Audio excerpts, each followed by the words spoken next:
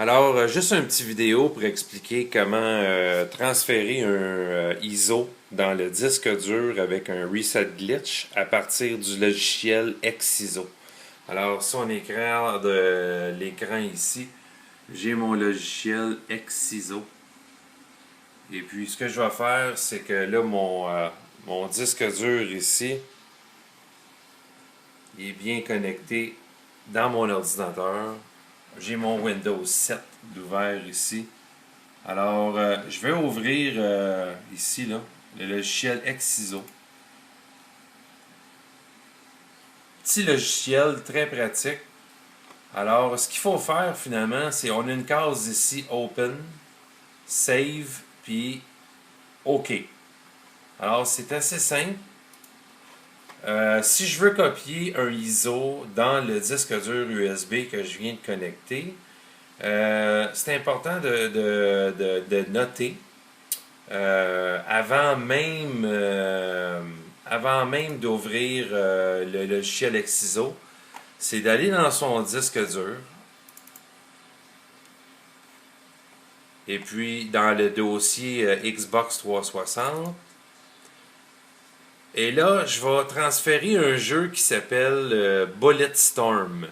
Alors, pour transférer avec le logiciel XISO le Bulletstorm, avant d'utiliser le logiciel XISO, qui est ici, là, le XISO, je vais aller dans mon répertoire Xbox 360 de mon disque dur USB. Et puis, je vais faire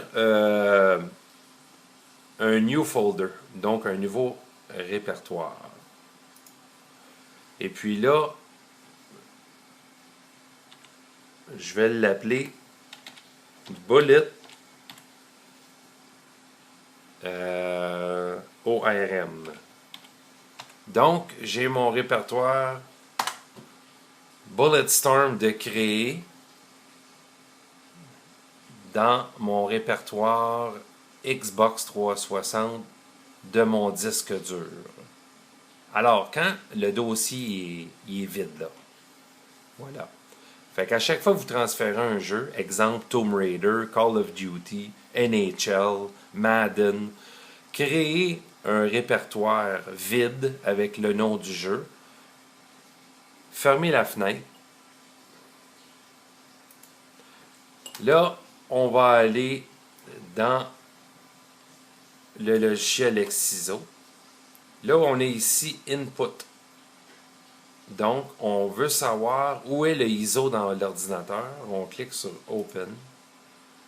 Et là, moi, je l'ai ici dans mon ordinateur, le ISO, qui fait une grosseur de...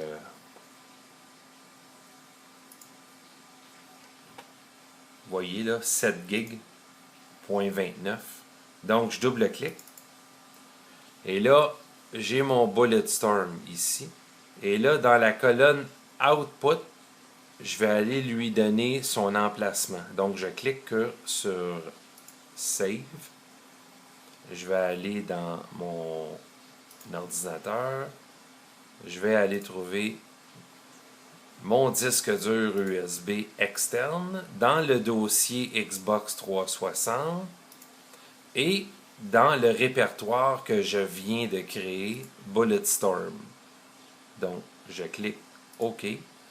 Comme vous pouvez voir, j'ai mon Bulletstorm ISO dans le output qui va aller dans mon répertoire de mon disque dur USB externe, Xbox 360, répertoire Bulletstorm.